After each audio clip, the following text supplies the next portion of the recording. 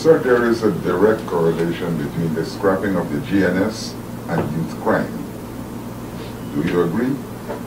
And if you do, then don't you see the establishment of the militia removing potentially criminal youths from the streets and thus making the country even safer? That's a theoretical, view. That's a view held by a number of academicians who study crime.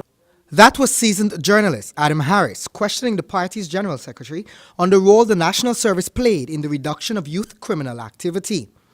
This is after a heated debate ensued following the president's announcement that the People's Militia will be re-established. Roy quite evidently evaded the question and requested evidence. There is indeed, however, documented proof to support that the National Service was instrumental in deterring the youth population from engaging in criminal activity. One of these very publications was penned by President Granger. The PPP contends that this is a bad initiative, claiming that the government is taking the nation down the path to once again becoming a police state. Recent visit by police SOCU operatives to the homes of several former government ministers and the surveillance of civilians by GDF SOCU operatives, followed by a high-speed chase in the city and resulting in the death of a serving GDF rank and a civilian, only serve to reinforce the view that a police state is re-emerging. Roy maintains that one has to have had experience with the People's Militia and the National Service to know the damage they inflicted on Guyanese society. The party GS further noted that the PPP warned of this threat prior to the election, given President Granger's background. All these military and paramilitary organizations now being re-established. And we said during the May 2015 campaign that this is a strong possibility of these things happening.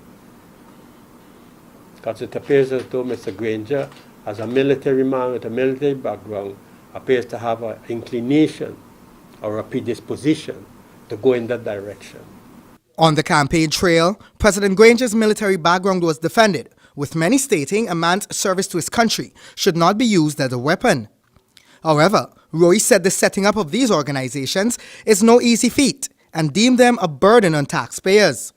Both the National Service and People's Militia were deemed a sham. But when the thing became a farce, in the sense that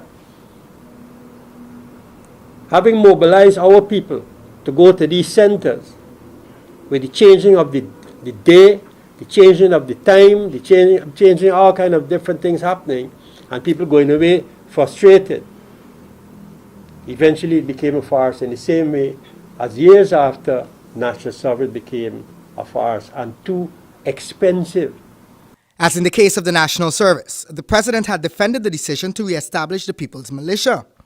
President Granger stressed that the administration has no intention of militarizing the nation, as is the present contention of the PPP. Throughout the world they have reserve forces, and I don't think that Guyanese are opposed to that.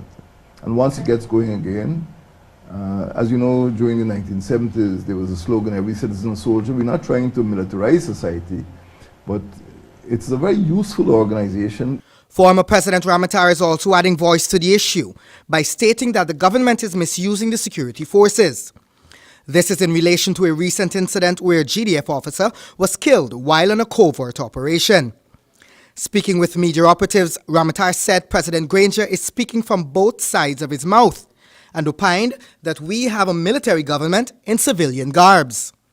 Many Guyanese are reminiscent of the glory days of the National Service and the People's Militia, noting that it instilled national pride and discipline in the citizenry. For Safe TV 2 Headline News, Kingsley Bryan.